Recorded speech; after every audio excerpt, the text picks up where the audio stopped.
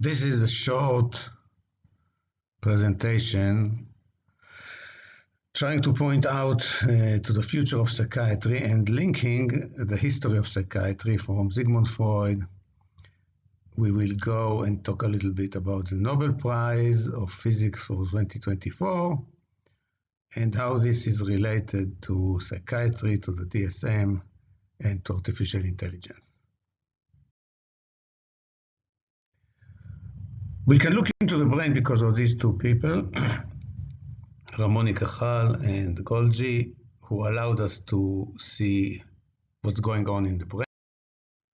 This is the picture that was drawn by Ramon y Cajal, looking in the microscope and seeing the neurons for the first time with the color developed by Golgi. At that time, people began to understand what's going on in the brain, and one of these scientists who was very advanced for his time was Theodor Meynert. In his book about the brain and psychiatry, Theodor Meynert declared the reader will find no other definition of psychiatry in this book but the one given on the title page. It means that instead of calling the book psychiatry as he intended first, he called it clinical treatise on disease of the forebrain, meaning disease of the brain. The historical term psychiatry, according to him, already in 1800, psychiatry is an outdated historic term. Treatment of the soul implies more than we can accomplish and transcends the boundaries of accurate scientific investigation. In other words, it's not scientific, so we should not use it. This is according to Meynert. One of the students of Meynert was Sigmund Freud, and we can see that Sigmund Freud actually accepted and went along with the teaching of Meynert. And here we can see drawings that Sigmund Freud did while investigating the structure of the brain. With a colleague from Berlin, Wilhelm Fliess, Sigmund Freud had correspondence, and these correspondence are called today the project. They tried to formulate mental functions as based on the neural networks that they discovered. And if you see some of the drawings in these letters, they actually depict neural networks. Here we can see the circles are the neurons, and we can see the synapses, which are the barriers on the connections between the neurons. The neurons are marked, and they actually try to describe how the brain works at the level of neural networks as we know them today. There was an argument between Meynert and Sigmund Freud when Meynert was the first one to coin this term, meaning a neural network organization of the Nobel Prize in Physics 2024, John Hopfield and Geoffrey Hinton. They developed the early neural networks, which were later developed into very sophisticated, high-level functioning simulators of cognitive functions, which is today called AI, artificial intelligence, because these models of the brain are capable of doing brain-like functions, and this is the intelligence, so it's artificial, so it's artificial intelligence. Now, if you look at this drawing, they remind you of, you can see clearly how Freud and Wilhelm Fliess already accomplished the notion of neural networks computing. So they are actually, especially Meynert, who preceded them, are the forefathers of the artificial intelligence and computational neuroscience. These models are more or less simulating the brain, because we know that in the brain we have full connectivity structures similar to Hopfield network, and we also have layer structures similar to what Geoffrey Hinton and others have developed as layered structure networks. The neuron can be simulated mathematically by simulating the inputs as X values, the synaptic connection as W weight. The function of the neuron is to sum up all the inputs multiplied by the weights, and the value goes through a sigmoid function to decide whether the neuron is firing or not, and the output is calculated from these interactions. Another important contribution came later with Donald Hebb, who was a psychologist. He said that if neurons fire together, they wire together, meaning that if two neurons or more are firing in synchrony, the connections between them are strengthened, and the opposite, if they don't fire in connection in synchrony, then the connections are weakening. Using the Hebbian algorithm, which actually simulates plasticity in the brain, the changes that happen between synapses in the neural network distributed in the brain, can constitute the algorithm for teaching the artificial intelligence systems. Here we can see a fully connected network where we strengthen the connection between a set of neurons. This set of neurons can now represent an object, a visual object or concept or idea or word or term. For example, we can see that one assembly, when it's activated, meaning that the brain is now simulating a thought about a banana, and the representation of apple is presented, but it's not activated at this specific. The physical aspect of the dynamics of such networks, where you have memories which are strengthened by connections, they create attractors in a space state field, meaning that because the connections are strengthened, then the system will tend to activate this specific state, which will be in the basin of an attractor. And this is how the brain dynamics can be explained in a physical proportion. So we can also now vision the internal representations of objects of the world, of everything, embedded in the brain as a set of topological attractors in the state space activity of the brain.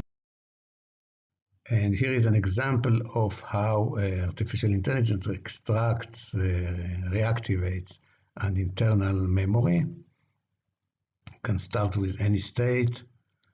Because the connections are strengthened at the basin, then the system tends to move and activate the memory that is represented in the strengthening of connections, in this case, the letter A. So we can see how visual reconstructions can be, or reactivations can be made using these systems. This is another example of how the dynamics of activation of the term is executed. The layer network structures have a supervised learning in the sense that the network is activated and output is calculated, but the output is random initially. In order to make it equal to the target, to what we want the network to learn, then we have to compare the target, this is a supervision, what we want to teach the system, and compare it to the output and calculate the difference, and then use this difference to adjust the weights of the network in order to make the next round more similar to the target. So gradually the output will qualify the same as the target, and the system has learned. This kind of learning is done by a method called backpropagation. The output, as you can see, is calculated. Then the target is compared, and the values to minimize the difference between the output and the target are fed back in a retrograde learning, strengthening of connections. One of the famous networks that was built initially many years ago had the capacity of reading text by translating the visual form of the input into an auditory output, so the system can read. What was interesting in this system is when you teach it, you need to make it interactions of many rounds. And if the network was stopped in the middle of learning and activated, it would actually simulate very well the way that humans, babies, begin to talk, and exactly in a similar manner, the network showed the same style of speech of babies. This made a very strong impression that these systems actually simulate human functions. Now, when we come to psychiatry, the first and only person that probably started using this system to simulate psychopathology was Ralph Hoffman. Ralph Hoffman took a regular network and argued that when it converges to the attractor, then it simulates the organized thought process. And when you perturb it and it begins to malfunction and jump in the attractor, then it simulates thought disorders of psychopathology. This is, of course, a very simple model and unrealistic to the brain, because the brain is always in a change of state-space conditions and is not stuck in one attractor and stops functioning as a closed system. So what we did, we took the same Hopfield network that Ralph Hoffman, and we added two things. We added asymmetric connections, causing the system to get out of one attractor and go to another one, so move from one state to another state in an orderly manner, and oscillating thresholds, because in order to make the system go from one state to another state, it needs to stop functioning for a moment, and this is done when we raise the threshold. Then the input and the output are disconnected and the system does not function and allows the creation of a new attractor, so it moves from one state to another. This can be elaborated more and can be taught separately because of the technical specific algorithm that is needed to be explained here. What is important is to understand that we actually manipulated the oscillating thresholds, and you can manipulate the threshold by making the threshold higher and faster and lower and slower. And you can, for example, when the oscillations are high and fast, the system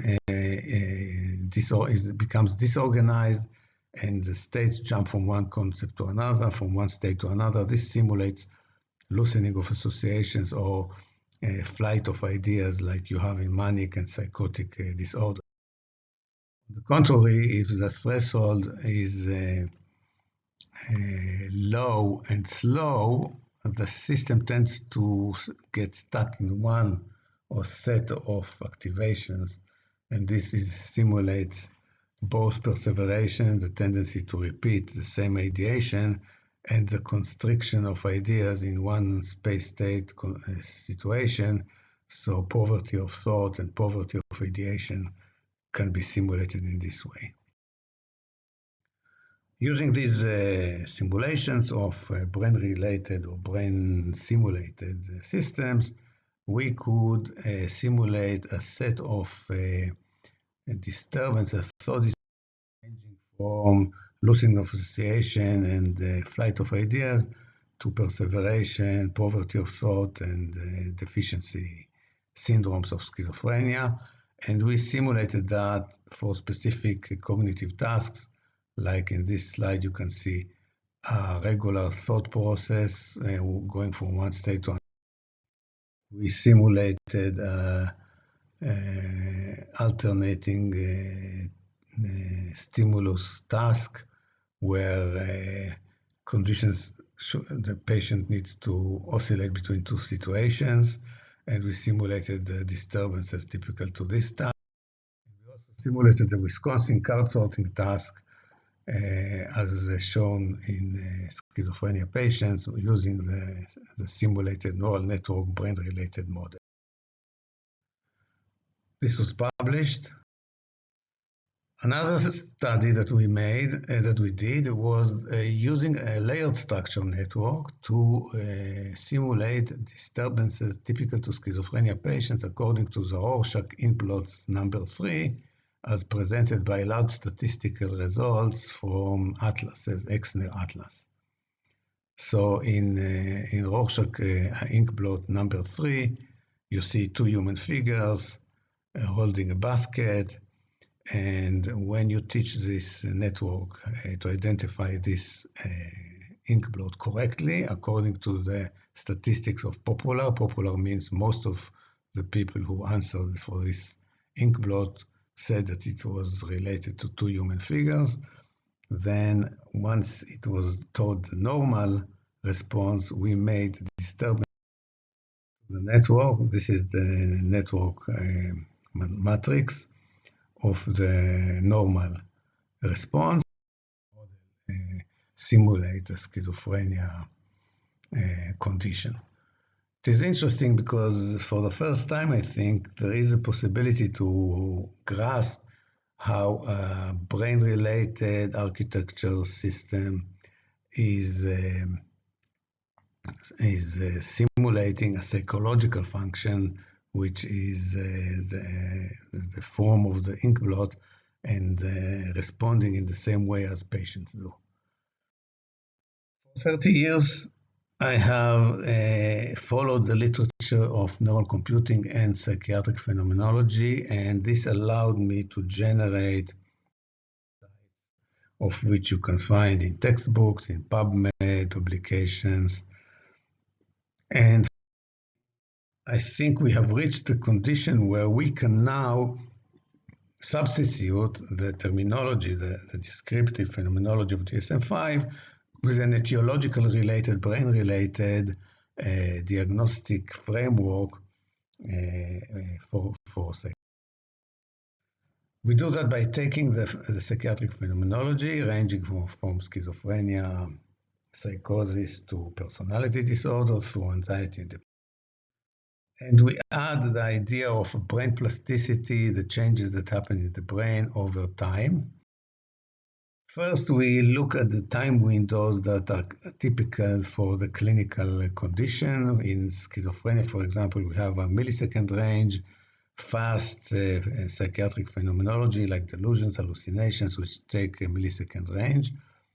Then we have anxiety disorders, which are related to panic attacks and anxiety attacks, which take minutes to days. We know that depression, mania, and mood disorders are alternating over weeks and months.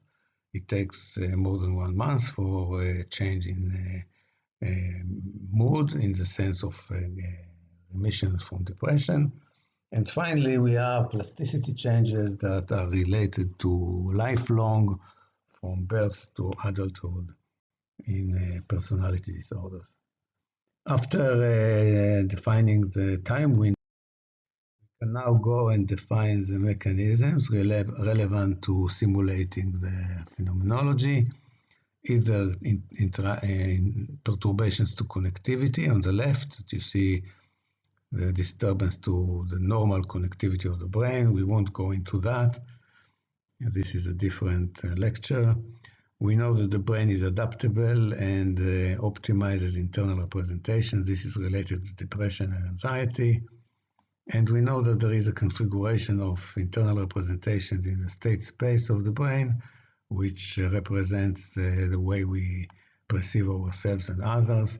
And this is actually a good simulation for object relation psychology. So we have mechanisms that we can now use as etiological substitute to the descriptions of the signs and symptoms of the DSM. We know also which networks are relevant to which phenomenology. The executive central network is related to quick cognitive millisecond range activity in the brain, which is probably related to schizophrenia. The salient network has to do with the adaptability of the brain to internal representations and the real occurrences in the world that optimize the brain continuously. So the optimization can relate to mania, depression, and anxiety.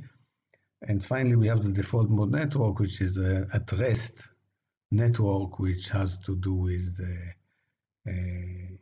introspect and internal representations of oneself and others. Now, when we combine all these insights together, we can begin and see how the etiological brain-related neuroanalytic diagnosis can substitute the phenomenology.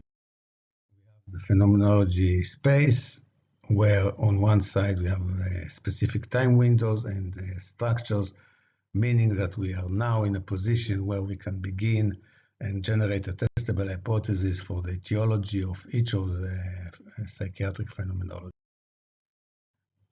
When we go into details, we can explain what's happening to the patient in detail, and this can generate a new intuition about, a new insight about how to treat these patients.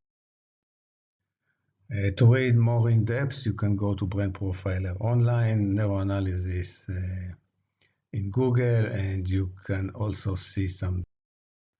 And there is also an application that can be developed where clinicians can actually press buttons that describe the phenomenology, and they receive the output of the description of the etiology.